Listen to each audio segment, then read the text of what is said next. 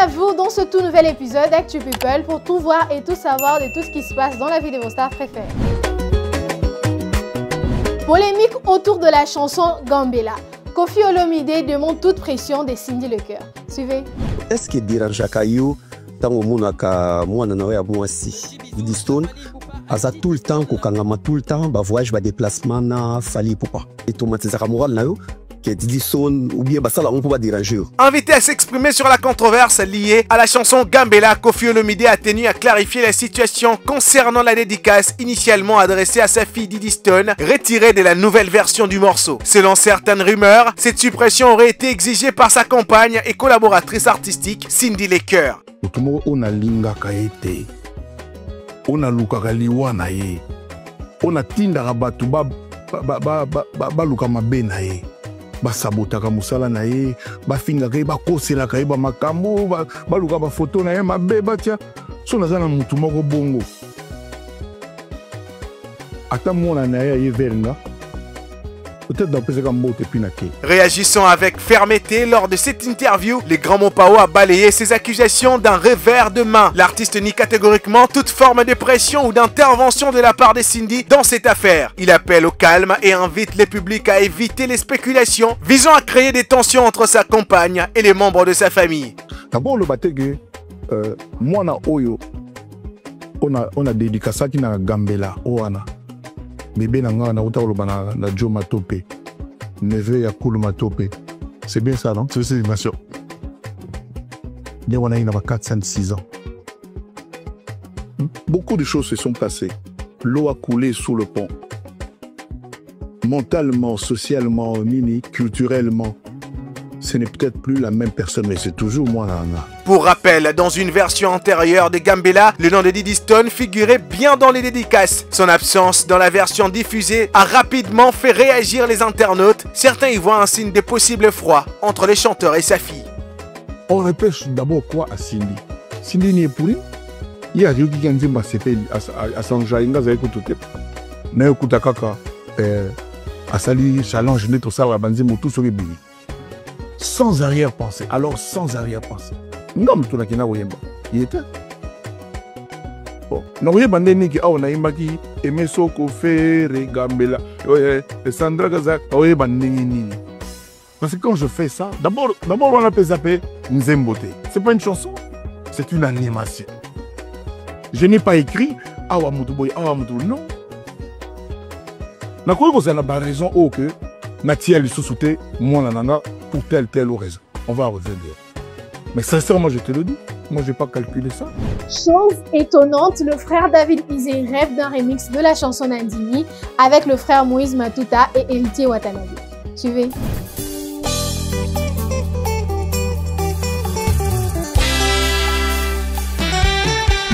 Lorsqu'on tourne vers les regards, on est rayonnant de joie.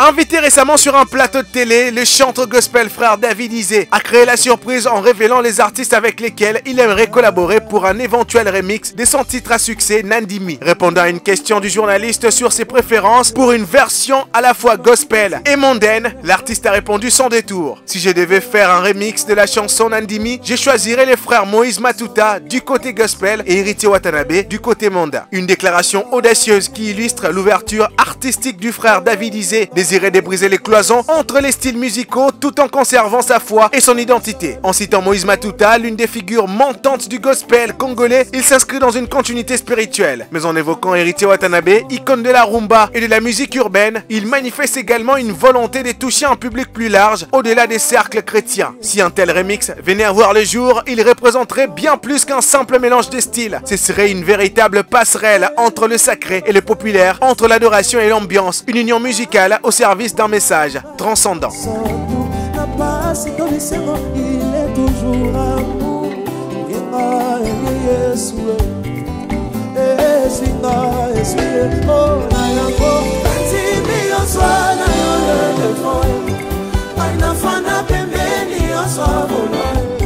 Un geste très étonnant, le pasteur Walesa pardonne celui qu'il avait récemment excommunié. Tobengani yo kitsa maboko na se. Tobengani yo calmement ozali sérieux ozali oza moins sérieux et puis tobengani yo calmement et nous vous chassons calmement. Ndeko mwana mwasi tobengani ye yo bolandani oke kokangise soki libanda bokende kosamba awa tobengani yo église tala elongi na ye monde entier soki bomoni ye.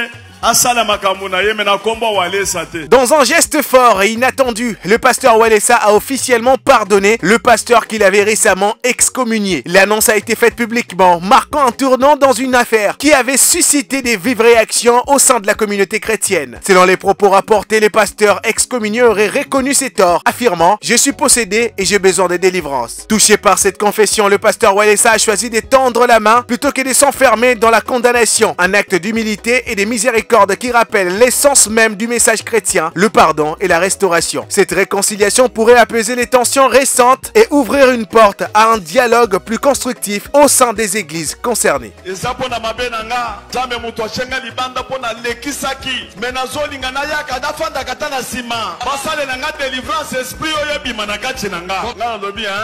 Une vidéo fait réagir la toile alors que le nouveau pape détourne le regard face à un drapeau LGBTQ.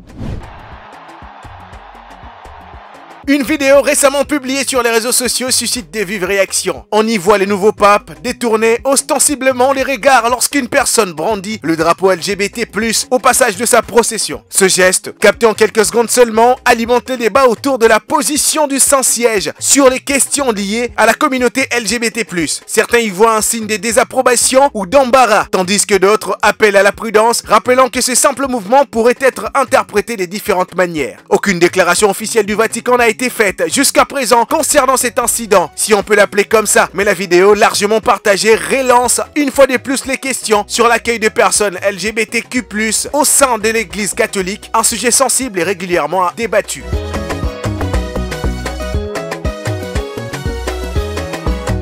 Alors c'était tout pour ce numéro d'Actu People. Je vous retrouve prochainement pour plus de scoops et plus de potins. Sur ce, portez-vous bien et bonne suite de programmes sur 9 TV.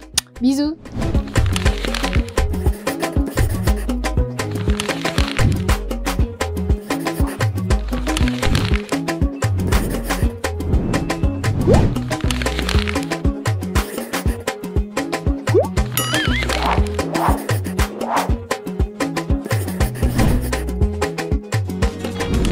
Innov TV, vivez la télé dans sa dimension créative.